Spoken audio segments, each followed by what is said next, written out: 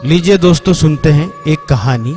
कहानी का शीर्षक है जाग जा दिना जाग जा, अर्थात दिन से रुकने का निवेदन। ये कहानी पहाड़ की है।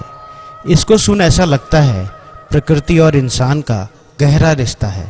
कहा जाता है एक बहू ने अपनी सास से मायके जाने के लिए निवेदन किया, यानी छुट्टी मांगी, किंतु सास बहुत कठोर थी। सास ने बहू को घर का बहुत सारा काम बता दिया, जैसे खेत की गुड़ाई, कपड़े धोना, जंगल से लकड़ी लाना, घास लाना, उखल कुटना और भी घर के बहुत सारे काम, ताकि बहू को काम करते करते अंधेरा हो जाए और वो मायके ना जा पाए। इतना सारा काम देख बहू ने भगवान से प्रार्थना की, हे सूर्य भगवान, आप मेरा इंतजार करो।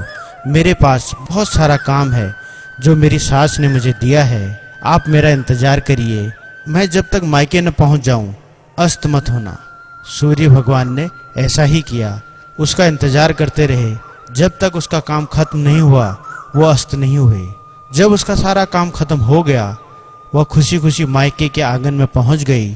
तब तक सूर्य भगवान उसका इंतजार करते रहे और वह सूर्य भगवान को भूल कारण अब जाओ पे हिटो पे, यानी सूर्य भगवान को हे भगवान अब आप जाओ, मैं अपने मायके पहुंच गई हूँ, ये कहना भूल गई और वो वहीं बेहोश होकर गिर गई।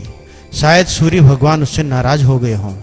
तब से पहाड़ में प्रथा है, कोई भी आपके काम आए, आपके जीवन में उसका योगदान हो, उसका धन्यवाद करना नहीं भूलते। ये प्रकृति और इंसान का एक रिश्ता है। ये कहानी बहुत पुराने वक्त से चली आ रही है। इसमें बहुत शिष्टाचार और बहुत गहराई है और भावना है। ये तो थी पहाड़ की एक बेटी की कहानी।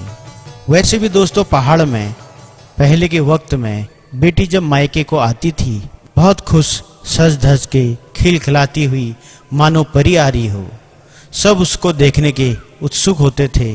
कौन आ रही है?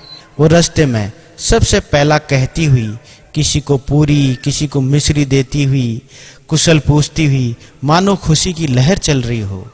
तब उसे अपने घर पहुंचने की भी जल्दी नहीं। एक बार अपने गांव, अपने मायके में कदम रखते ही सारा गांव घर संग साथियों से बात करते हुए तब घर पहुंचती थी। घर पहुंचते ही सबसे पहला अगजुजाग होता था और सब उसका स्वागत करते थे। बेटी टेंशन फ्री जीवन, मानो उन्मुक्त आसमान के नीचे आ गई हो, मानो नया सवेरा नई किरण से मिलन हो गया हो उसका। जब तक वो घर में रहती, घर के सब लोग खुश रहते थे, पर वही जब वो ससुराल को जाती थी ना, वो खुशी, वो लहर सब गायब हो जाती थी। उसके कदमों में वो रफ्तार नहीं होती थी, मानो कई दिनों का फूल पानी छिड़क कर चल रहा हो। वो उदास मन, वो धीमी रफ्तार सब कुछ बयां कर रहा होता था। कई बार पीछे मुड़ मुड़ कर घर को देखना, वो रोना, वो माँ संग लिपटना, ये मंजर देख आसपास के खेतों में काम कर रही महिलाएं भी अपने आंसू नहीं रोक पाती थी। लगता था बेटी का जीवन कितना कठिन है। कई लोग आपस में बड़बड़ाते थे, अपना अपना गणित लगाते थे, सारी सुइयां सास पर ही अटकाते थे। एक सदस्य उसको छोड़ने जाता था, वो भी उदास, घर के सब उदास, घर खाली खाली। सोचो उस वक्त की बेटी में कितना समाया होगा, या बेटी के अंदर ही इतनी भावुकता थी, मालूम नहीं। पर अब ऐसा बहुत कम है, क्योंकि परिवर्तन का दौर है। शायद उस वक्त की सास थोड़ा कठोर होती होगी, जो अब नहीं, या अब बेटी को अपने अधिकार मालूम है, या वो प्रैक्टिकल हो गई है। हो सकता है समय के साथ साथ एहसास भी बदलते हों, या वो इसी चक्र में जीवन जीना सीख गई हो। जो भी हो, बेटी सदियों से खास थी, खास रहेगी। जब तक ये धरती रहेगी, हर वक्त वो दिल में रहेगी। सारी परंपराओं से भिड़ वो खिलखिलाएगी, मुस्कुराएगी, क्योंकि बेटी एक एहसास है और एहसास कभी मरता नहीं, और बेटी के बिना जीवन चलता नहीं।